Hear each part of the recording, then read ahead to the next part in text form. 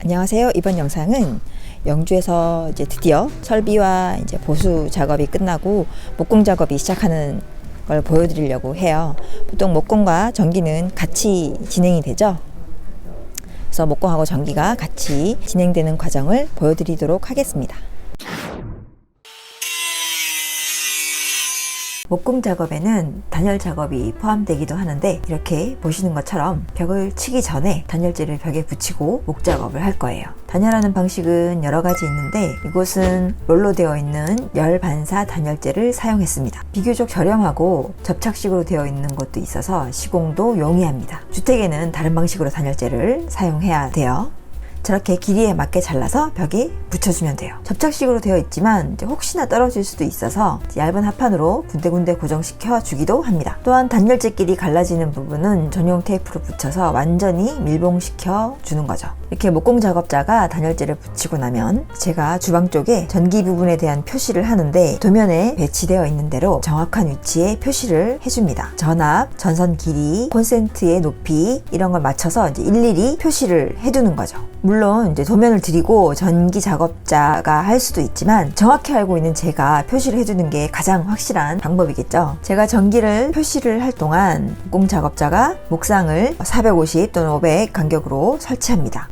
그리고 속고보드로 벽면을 붙이기 전에 제가 표시해둔 위치에 전기 작업자가 배관 작업을 해요. CD관을 맞는 위치에 넣어주는 거죠. 이렇게 목공과 전기는 같이 이루어지기 때문에 서로 배려해가면서 작업하는 것이 중요해요. 대부분 전기 작업자가 CD관을 비슷한 위치에 넣어두면 목공 작업자가 벽을 치면서 구멍을 뚫어서 CD관을 빼놔 주시는 거죠. 저렇게 콘센트가 들어가는 위치를 표시해주고 그 자리에 타공을 해줍니다. 그 위에 전기 작업자가 타공한 자리에 전선을 넣어가며 작업하게 되는 거예요. 보통 속고보드 2장을 붙이는데, 저렇게 안쪽에 합판이나 MDF를 붙이는 경우는 선반이 붙거나 무거운 것이 설치되는 자리이기 때문에 안쪽에 보강을 해주는 거죠. 따라서 처음 디자인이 정해지면 눈에 보이지는 않지만 거기에 맞춰서 내부 소재가 달라지기 때문에 디자인을 자꾸 바꾸면 나중에 설치를 못하게 되는 경우가 생기는 거죠. 영상을 보시면 목공과 전기가 왜 같이 진행되는지 아시겠죠? 외부에 달리는 등을 위해서 내부에서 구멍을 내고 있습니다. 이 공간에는 내부 천정을 일부분 막는 디자인으로 연출했는데요. 이곳에 작은 매입등도 달리고 천정이 노출이기 때문에 전선들이 보이기도 하고 에어컨 배관 등이 지나가는 자리를 만들어 주려고 깔끔하지 못한 지붕면을 가려주는 역할을 할 수 있도록 이렇게 일부분만 막는 디자인을 진행했습니다. 여기는 마당도 있어가지고 화단에 전등이 설치될 예정이라 화단 등 자리에도 전선을 빼주고 전체 전기 용량에 따라서 배전판을 만들어 와서 이렇게 설치를 해줍니다. CD관 다발이 엄청나죠? 저 선들이 배전판에 들어가게 됩니다. 그리고 동시에 화장실 벽체 공사도 진행했어요. 샌드위치 판넬이 잔뜩 왔어요. 먼저 면을 깨끗하게 갈아내고 사이즈에 맞춰서 T바를 설치한 후에 샌드위치 판을 껴넣는 조립 형태입니다. 잠깐 사이에 벽체가 다 세워졌네요.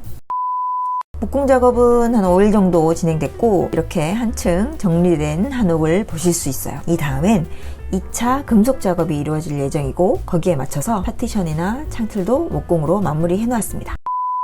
이렇게 목공이 끝난 후에 금속 2차 작업이 진행됐어요. 현장에서 문을 만들기로 해서 바닥에 힌지를 심고 문은 실측한 대로 현장에서 만들고 있어요. 문에 기둥이 되는 힌지는 아래 위에서 이렇게 문을 잡아주는 부속이에요. 문 틀에 붙는 부속과 문에 붙는 부속이 한 세트거든요. 여러분들이 볼 수 없는 부분에 이런 작업들이 이루어져요. 지난 영상에도 말씀드렸지만 보이지 않는 작업들이 엄청 많은 거죠. 다음번에 힌지 작업에 대해서 자세히 보여드릴 기회가 있으면 좋겠네요. 이 현장은 창문도 심플하게 디자인해서 현장에서 만들었는데요. 문틀을 먼저 만들고 그 안에 문 2짝이 들어가게 만들었어요. 이런 창문은 디자인은 예쁘지만 단열의 효과는 매우 떨어지는 창문이죠. 이렇게 만들어졌는데요. 역시 이쁨은 포기할 수가 없어요.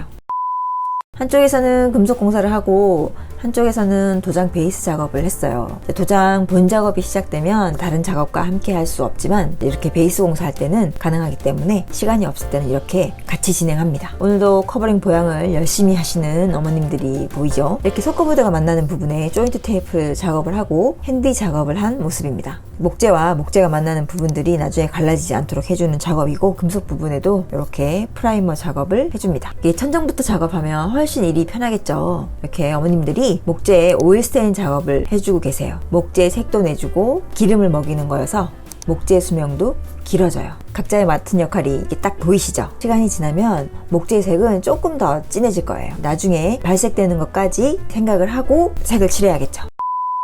이틀 후에 왔더니 많이 깔끔해진 현장입니다. 나무 옆에 미장 부분도 칠했더니 완전 깨끗해졌죠. H빔에도 프라이머 작업을 해주셨어요. 너무 깨끗해져서 다른 집인 줄 알았습니다. 금속으로 만든 문도 이쁘게 달리고 여기에도 웨이스 코팅 작업을 해줬어요. 금속 부분에는 에나멜 도장을 하고 천정은 수성 도장, 벽체에는 베네치안이라는 제품으로 마감을 했습니다. 완전히 다른 집이 됐죠? 컬러는 다 통일해서 진행을 했어요. 그리고 주황 바닥 쪽에는 투명 에폭시로 마감을 했고요. 홀 바닥은 다른 소재로 마감이 됩니다. 자, 천정의 일부를 막아서 매입등을 설치해 주니까 등도 깔끔하게 달리고 노출 천정이지만 전선이 하나도 안 보이게 설치됐습니다. 이렇게 깔끔하고 통일성 있게 해놔야지 가구나 펜던트 조명 등 이런 설치물들이 들어왔을 때 더 잘 어우러지게 돼요. 베이스는 정돈되게 해야 하는 거죠.